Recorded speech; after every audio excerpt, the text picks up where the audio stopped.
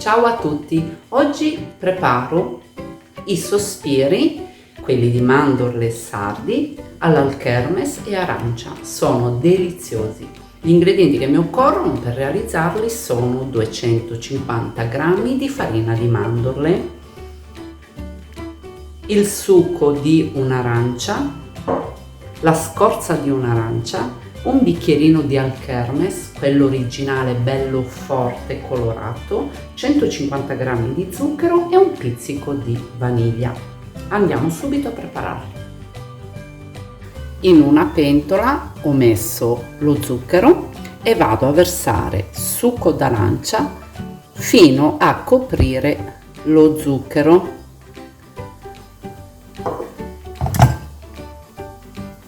Accendo il fornello e aspetto che sciolga completamente. Aggiungo anche la scorza dell'arancia.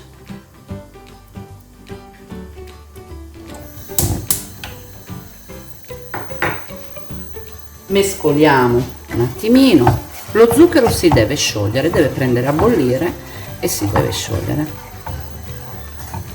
Aspettiamo che prenda a bollire e all'incirca il succo d'arancia sarà mezzo bicchiere, deve praticamente coprire lo zucchero, i 150 g di zucchero. Qua comincia a sentirsi il profumo dell'arancia. Ecco, ci ha preso a bollire, lo zucchero è praticamente sciolto. Teniamo il fuoco, la fiamma al minimo e andiamo ad aggiungere la farina di mandorle tutta ad un colpo e mescoliamo. Ci aggiungiamo subito anche un pizzico di vaniglia, potete usare anche una bustina di vanillina, questo dà un sapore aggiunto in più. Eccoci qua, mescoliamo bene.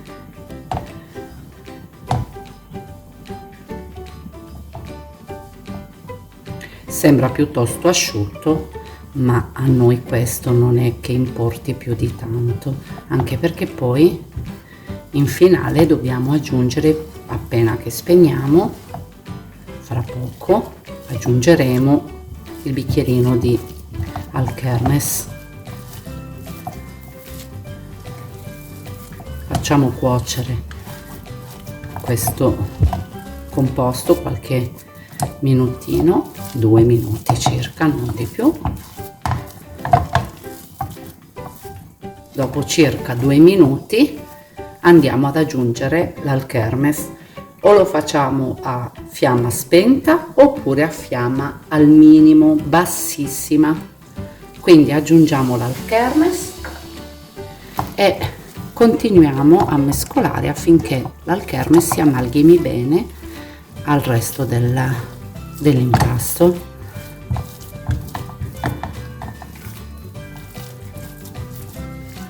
Quindi appena che l'impasto è pronto vado a versare tutto di nuovo in ciotola, anche perché devo lasciar raffreddare un pochino.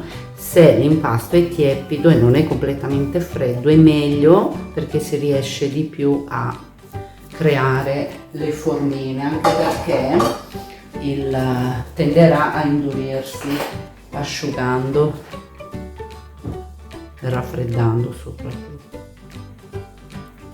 Guardate qua che bel colore di alchermes. Se non avete quell'alchermes bello forte, potete aggiungere un po' di colorante rosso alimentare all'impasto, così avrete comunque questo colore. Mi raccomando, mettetene poco perché sennò poi diventa troppo forte. Copro un attimo con un cellophane e lasciamo raffreddare un pochino, perché adesso è proprio bollente, prima di andare a dare le forme. Eccoci qua, ho preparato in una ciotolina ancora un pochino di alchermes, perché andrò a bagnare le mani per poi andare a prendere un pezzetto di impasto e creare le forme. Vi sporcherete un pochino le mani, ma in cucina si sa che è così. Prendiamo all'incirca quanto una noce e mettiamo sulla carta forno in una teglia, perché poi questi vanno infornati.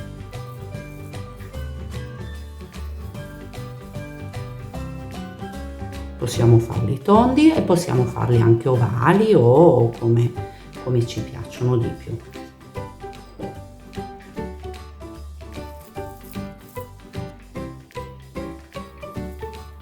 Cerchiamo di farli tutti alla stessa grandezza all'incirca.